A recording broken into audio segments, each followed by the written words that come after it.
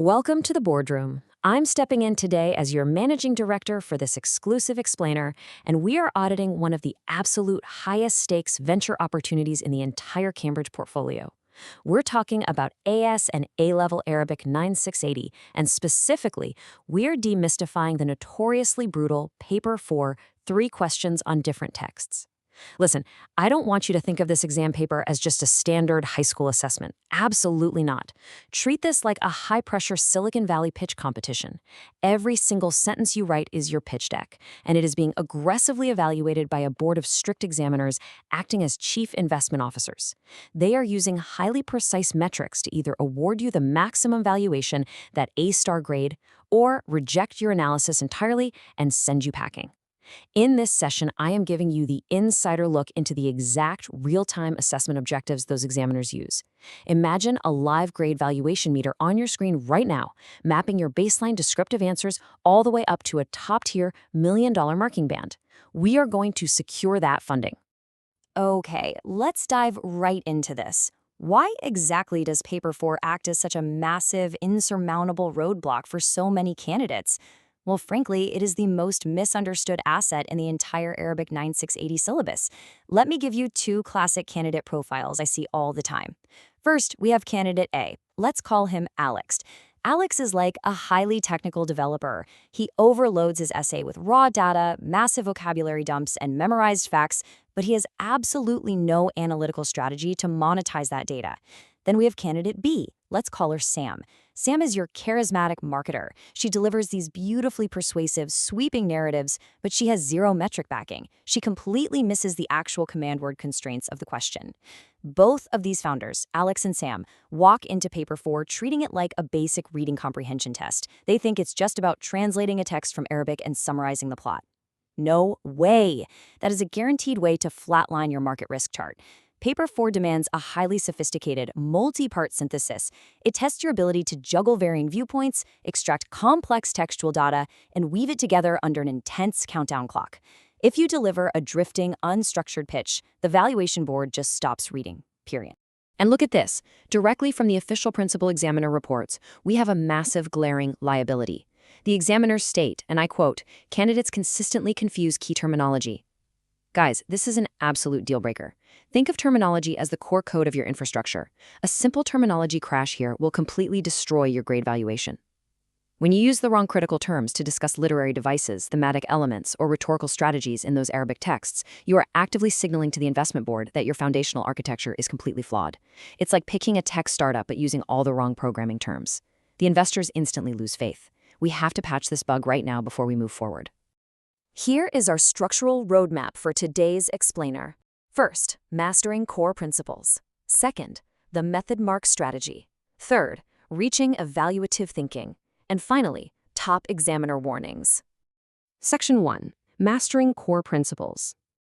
Let's talk about the foundational architecture of your pitch. The official Cambridge syllabus places a massive, non-negotiable premium on what they call conceptual understanding. This is defined as connected knowledge that is highly transferable to unfamiliar exam contexts. What does it actually mean for you? It means top-performing students do not just memorize a textbook. They don't do what Alex does and just dump raw code onto the page. They build a connected, agile conceptual network. Imagine walking into the exam room and the board hands you a completely unfamiliar Arabic text. If your understanding is rigid and memorized, your valuation drops to 0. You can't adapt. But if you understand exactly why an author uses a specific tone or how structural choices drive a theme, you can deploy that analytical framework instantly, no matter what text they throw at you. Your knowledge has to be agile. Here is an instant, actionable metric boost for any extended response you write. Always define your terms before using them. If you are going to discuss the socio-political context of a passage or zero in on a very specific literary device used by the Arabic author, take a brief moment to establish what that means within the specific ecosystem of your argument. When you set these parameters early, the examiner knows exactly how you are building your logic string. It proves to the board that you aren't just throwing around buzzwords hoping something sticks. You actually own the architecture of your essay. It is a strict prerequisite for elite top band scoring. This brings us to your conceptual framework architecture: systematic analysis, evidence-based reasoning, precise definitions, identifying causal relationships, and cross-topic syllabus integration. I want to highlight that last one, Cross-topic integration. The principal examiner reports explicitly state that candidates who reference cross-topic connections achieve significantly higher marks. This is where Alex and Sam need to merge their skill sets. Don't look at Text 1, Text 2, and Text 3 in isolation. They aren't standalone businesses. Connect them. How does the causal relationship established in the first text actively challenge or dismantle the perspective of the second text? Building these dynamic bridges demonstrates a senior-level mastery of the syllabus that literally commands the examiner to give you top-tier marks. Section 2, the method mark strategy. Let's step into the tech war room and look at execution. How do we actually build the product on the page? Remember Sam, our charismatic marketer? She writes these beautiful, sweeping paragraphs, but ignores the data. She completely ignores the command word constraints. If the question specifically commands you to analyze and you just describe, your score crashes immediately. You must run this 5-step procedural framework chronologically. 1. Deconstruct the question. What is the exact command word demanding of you? 2. Extract relevant data from the Arabic stimulus texts. 3. Select an analytical framework. 4. Execute your logic with clear notation and verify your findings. 5. Present it all with flawless terminology. Deconstructing the question ensures you are actually building the product the board asked for, not the one you simply felt like building. Valuation pause. Before we unlock this next top-band architecture to truly scale your final grades, we need to optimize your educational asset flow. Take a second right now to subscribe to Ace the Exams and turn on all notifications so you never miss our weekly high-yield strategy drops, whether you are hacking exams at IGCSE, O-levels, or AS and A-levels.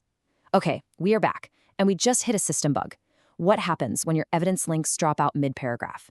You remember this core rule. Marks are awarded for process, not just the final conclusion. This is why the method marks strategy is your ultimate safety net. Examiners reward robust analytical process, even if your final gram conclusion isn't a masterpiece. You need to use a structural optimization matrix, specifically the PEAL structure. Point, evidence, explanation, link. If your pitch is falling apart, go back to PEAL. It instantly fixes your logic flow line by line.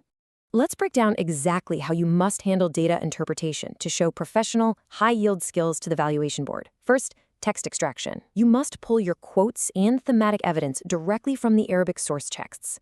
No vague, sweeping references. Second, relationship interpretation. Connect your causal data points with absolute clarity. Don't just give me a surface-level read saying text A is somewhat sad, while text B is happy. That's amateur. You need to explain exactly how the author's stylistic syntax choices in text A engineer a sense of despair that fundamentally contrasts with the rhetorical optimism structurally embedded in text B. Finally, conclusion drawing. Lock in your evidence-based final decisions. Your conclusion should never be a surprise plot twist. It needs to be the mathematical inevitability of the evidence you just spent the last 3 paragraphs analyzing. Section 3, reaching evaluative sync. The number 3 is everything here. It represents the 3 escalating levels of the assessment framework that Cambridge utilizes: descriptive, analytical, and evaluative. Think of this as your funding rounds.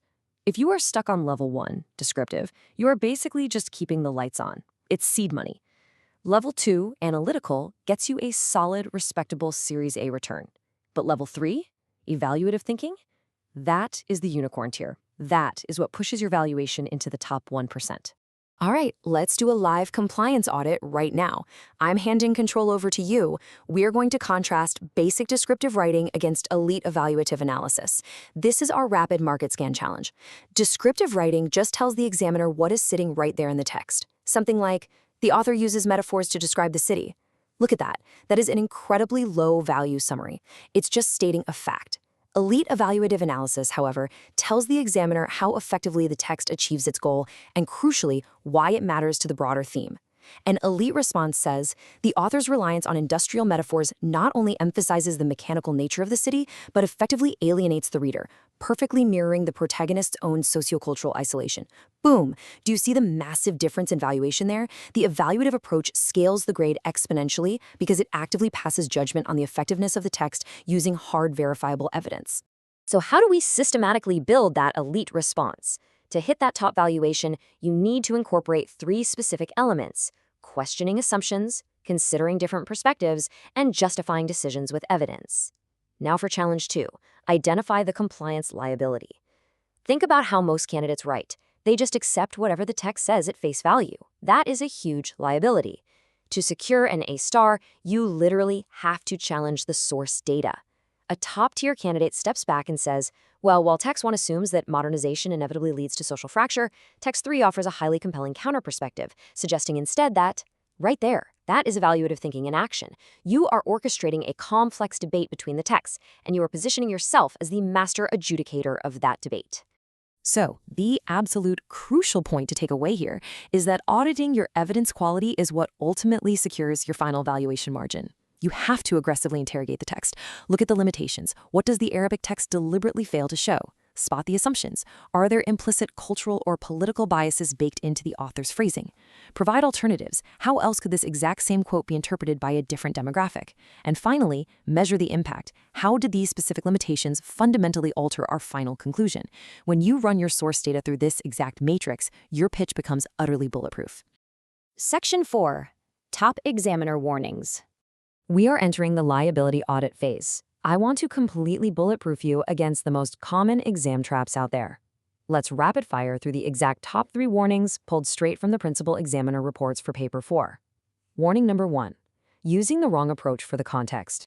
This happens when a candidate completely misreads the room and applies a highly emotional, poetic analysis framework to a piece of dry, objective journalistic prose. It's a total mismatch. Warning number 2. Forgetting to check format and presentation. Listen to me. If the prompt asks you to draft an article format and you submit a standard, rigid academic essay, you are bleeding marks instantly before they even read your thesis. Warning number 3. Providing answers that lack specific context. This is the ultimate compliance liability. If the paragraph you just wrote could apply to literally any text on the syllabus, it is way too vague. You must anchor every single claim in the precise, granular details of the specific Arabic texts sitting right in front of you. Do not make these easily avoidable errors. To ensure you never drift away from the specific context of the question again, I'm giving you a rapid mental protocol. You need a memory acronym to run a systems check on your contextual factors before you write a single word. Let's use the acronym CLEAR. C-L-E-A-R. Context, logic, evidence, analysis, relevance. Run that scan silently in your head before you finalize your paragraph. Is my context totally accurate? Is the logic of my argument sound? Do I have hard text-based evidence from the Arabic passage? Have I actually reached the analysis tier, or am I just describing? And finally, is this point truly relevant to the specific command word in the prompt? Running this quick memory hack keeps your performance perfectly aligned with the mark scheme parameters. As Alex and Sam finally merge their skill sets, combining flawless technical data with highly persuasive, metric-backed analysis, we watch their grade valuation meter peak at that maximum A-star score. Let's distill this entire session back to our core directive from Cambridge. Top-performing students exhibit connected, conceptual understanding transferable to unfamiliar contexts. That is the entire mission of Arabic 9680 Paper 4. It is never just about rote translation. It is about proving to the valuation board that you possess a sophisticated, agile mind capable of deconstructing complex Arabic texts, evaluating fiercely competing perspectives, and delivering a structurally flawless, highly persuasive argument under pressure. Master the 3-step question scan to decode the prompt. Allocate your time budget according to the scale of the marks, and always run your final quality review checklist using the CLEAR framework. Do that, and you maximize your outcome every single time. Your structural framework is now fully engineered for that top tier, but the Series A funding is just the beginning. The learning doesn't stop here. As you step up to your next pass paper, ask yourself, which analytical framework will you master next? Before you go, make sure you subscribe to Ace the Exams, hit that notification bell so you catch all our weekly grade masterclasses, and drop a comment down below right now telling me exactly which Cambridge subject and level, whether it's IGCSE, O, AS, or A level, you are preparing to comp next. Let's get to work.